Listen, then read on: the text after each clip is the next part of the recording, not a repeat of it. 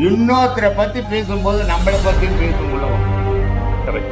10 பேருக்கு நம்ம நல்லவனா இருக்கலாம், இன்னொருத்த 10 பேருக்கு கெட்டவனா இருப்பான். ஆனா 100 பேருக்கு அவன் நல்லவனா இருப்பான். நம்ம 100 பேர் கெட்டவனா இருப்போம். அதனால யாரு கெட்டவன் யார் நல்லவன் ஆராய்ச்சி பண்ணி முடிவு கொள்ளவே முடியாது. அவன் கெட்டவன் நீ சொல்ற, இன்னும் அவன் கெட்டவன் சொல்றான், என்ன சொல்ல போற? அதுதான் அப்ப என்ன அப்ப உனக்கு அவன் கெட்டவன், அவனுக்கு நீ கெட்டவன். அதனால 2 பேருமே கெட்டவங்க தான். ஏன்னா எப்போ இன்னொருத்தனை கெட்டவன்னு நம்ம சொல்றோமோ நம்ம சீரா இல்லைன்னு அர்த்தம். நம்ம சீரா இருந்தா அவன் கெட்டவனா இருந்தா நமக்கு என்ன, நல்லவனா இருந்தா நமக்கு என்ன? நம்ம வேலையை பார்க்கலாமே.